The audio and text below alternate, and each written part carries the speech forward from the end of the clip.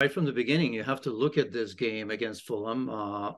Some will say it's just Fulham, but you still have to beat them, obviously. But when at the moment when I compare Arsenal and Manchester City, you have to say that Arsenal are the team that's playing like champions.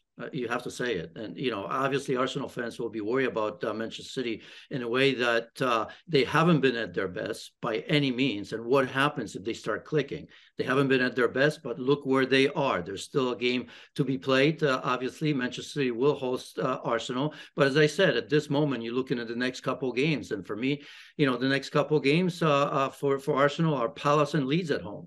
And that's how you're going to judge who's going to win it. So I'll tell you what, for me, Arsenal right now are appointment viewing. I mean, what they're doing is incredible. Even when there's a setback, they continue to play the same way. They entertain, they create ton of chances. And for a while there, we were talking about maybe lack of depth, and look what happens. Trossard comes in, has a tremendous game. Gabriel Jesus is coming back right now. Who knows? Maybe Trossard will keep him on the bench. And Nketiah still contributes, right, when he's available. And so you look at this team, and from top to bottom, they're pretty good. And maybe, just maybe, they're ready for that run-in the end with all players that are going to be healthy.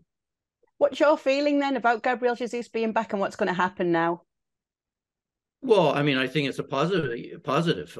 We were saying when he got injured that, who's going to fill in? And Nketiah, you know how I feel about him. I don't think he's maybe a replacement for him, but I think you have an incredible rotation there because Trossard playing through the middle, it's one thing. But as we know, he can play wide. So if Martinelli has an off game, you can play him there. If you need to play Gabriel Jesus, you can always play him in wide positions. We've seen it at Manchester City, although that's not ideal. So I think it's going to be a little bit of a rotation, depending on the game, depending on the opponent. I think Gabriel Jesus deserved a chance after a long injury to come back in the lineup and get a legitimate chance. I never felt that injury should you should play himself out.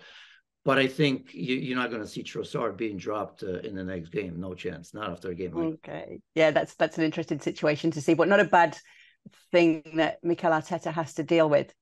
Now, just something that you just said there is, I suppose you can look at it both ways. You said that Arsenal look like champions this weekend, and obviously we saw City with a tight 1-0 win. Is that something of a concern, though, that City don't even seem to be at their best and they're still right up there close to Arsenal with them still to play as well? That's why I've been reluctant to give it to Arsenal, but go and claim that title. That's all I have to say, because it's there for you. I mean, who knows if Manchester City will click at some point, right? I mean, they haven't had those runs like they did in the past. We've seen 10, 12, 15, 18 games unbeaten, or even a big, just as big a winning streaks. That's what it's going to take right now. But I think one game at a time, and that pressure is real. And I think it's real because I think Pep Guardiola knows that Manchester City are going to have to be nearly perfect for the rest of the season. And even though they've done it in the past, he's going to look across the bench and see, almost himself in Mikel Arteta, understanding how to navigate that. And if Pep Guardiola is watching this Arsenal team, he'd think back and say, these are my Manchester City teams at their best. I mean, how scary is that to look across and see Arsenal playing flawless football all over the pitch? You saw that goal, I think, was it the second or third, where I think the Martinelli's goal, where it was just absolutely incredible. I don't remember how many passes were there, but the composure, the calmness in the back, getting out of pressure, the patience, and then finally the finish after Alejandro Trossard's cross was breathtaking.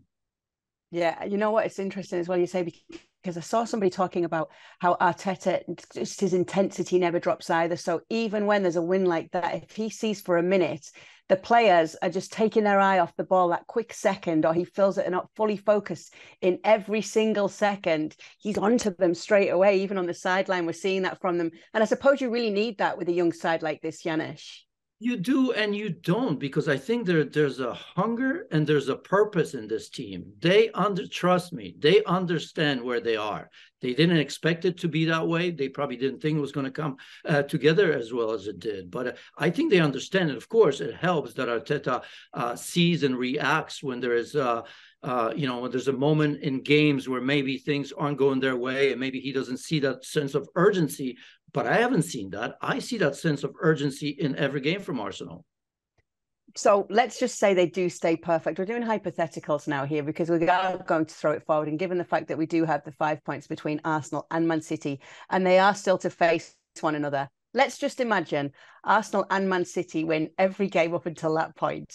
And so we're going into that, and it is that 5 points gap. And let's just say Manchester City do win that, and then that points gap is reduced.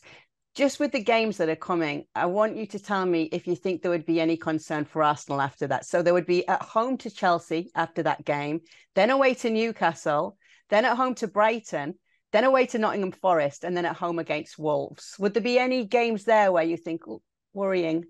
Of course. I mean, you look at the big names, and that's what you see.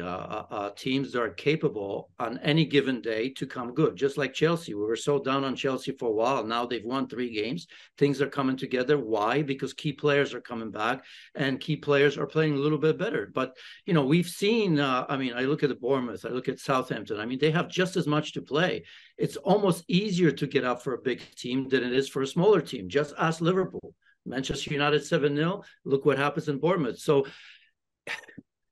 I just think you've mentioned that urgency from Arteta and the team. It's easy to know that you play in City, Chelsea, the big teams. You don't need your manager to remind you what's at stake here. And I think you play at your best against those teams because you want to prove it that you're the best, right? In order to be the best, you have to beat the best, as we've often said it. So yes, those games are tougher on paper. But I don't know that at the end of the season, I would have looked at the likes of West Ham, Everton, Leeds, Southampton, Bournemouth, home or away, and say to myself, that's good. That's easier. It just doesn't work that way. So on paper, I get your point. The schedule of Arsenal is much, much tougher. I do believe that when they play Manchester City, when it comes to that game, I don't think Arsenal will drop points. I think, if you look at it, I think they need to beat Palace and Leeds at home. I think they will. And, I look at Manchester City playing Liverpool. Yeah, we don't know what we're going to get from Liverpool. But just looking at that, I think there's going to be 5-point difference. And Arsenal will be able to afford perhaps a draw, maybe even a loss against Manchester City. So let's talk a little bit more before we move on from Arsenal about Leandro Trossard. What's gone so right for him? Why has he been such a great fit in this Arsenal side?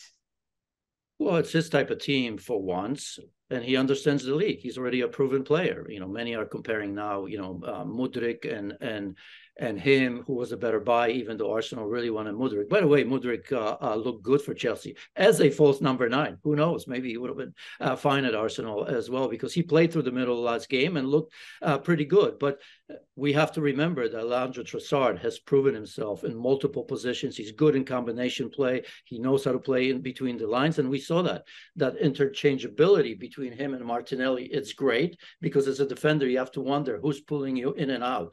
And remember, he's almost perfect for Gabriel Jesus because before Leandro Trossard came to Arsenal, we said, well, Nketiah can score, but he can drag players out of positions. He's not really comfortable in playing a little bit deeper or wider. And now you have Leandro Trossard, who already did that for Graham Potter, if you remember, at Brighton, playing false 9 at times. So I think mostly, though, I know I've said a lot, but mostly understanding the league and already proving that you're good enough to play in this league. Thank you very much for watching ESPN FC on YouTube. For more highlights, analysis and exclusive content, be sure to subscribe.